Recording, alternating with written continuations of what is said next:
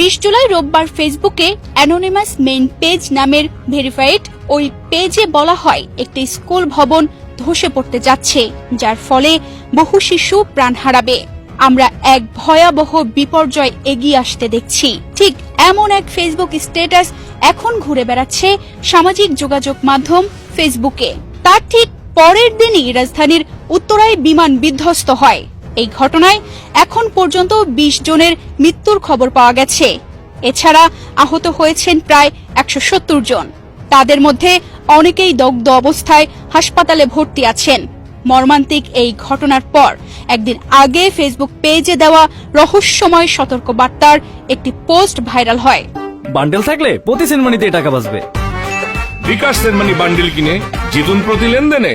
পোস্টে আরো বলা হয় এই বিপর্যয়ের মূল কারণ হবে ভবনের অবহেলাজনিত রক্ষণাবেক্ষণের অভাব। আমরা আমাদের সর্বোচ্চ চেষ্টা করব এটি ঠেকাতে। আমি একজন স্থপতি হিসেবে এই বার্তা দিচ্ছি।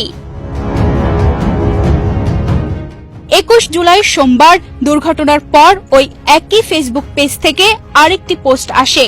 এতে বাংলাদেশের বিমান দুর্ঘটনার ভিডিও শেয়ার করে বলা হয়, আমরা সবসময় আগে ভাগেই সতর্কবার্তা পাঠাই, কিন্তু দুর্ভাগ্যভাবে সেগুলো গুরুত্ব পায় না।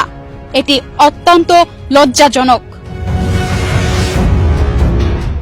এছাড়াও পোস্টে আরো বলা হয়, বর্তমানে একের পর এক বিপর্যয় ঘটছে, তাই আমাদের বার্তাগুলো মনোযোগ দিয়ে শুনুন এবং আগে থেকেই প্রতিকার খুঁজুন, না হলে ক্ষতির দায় আপনাকেই নিতে হবে। আজও সেই পেজ থেকে বলা হয়, আগামীকাল ঢাকার গাউসিয়া মার্কেটে বোমা অ্যাটাক করা হবে। কয়েক সপ্তাহের মধ্যে বাংলাদেশের বড় বোমা হামলা হবে। মূল টার্গেট হোটেল ও হাসপাতাল।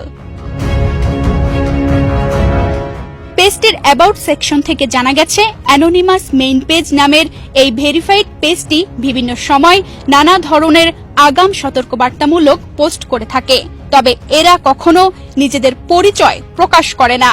পেজটি যুক্তরাষ্ট্র ও নাইজেরিয়া থেকে পরিচালিত হয় বলেও অ্যাবাউটে দেখা গেছে। সামাজিক মাধ্যমে ব্যাপক আলোচনার পর রাতে অ্যানোনিমাস মেইন পেজ এবং অ্যানোনিমাস আর্কিটেক্ট পেজ দুটি আর ফেসবুকে খুঁজে পাওয়া যাচ্ছে না। তানজিদা রহমান, ইনায়া, বাংলাদেশ প্রতিদিন।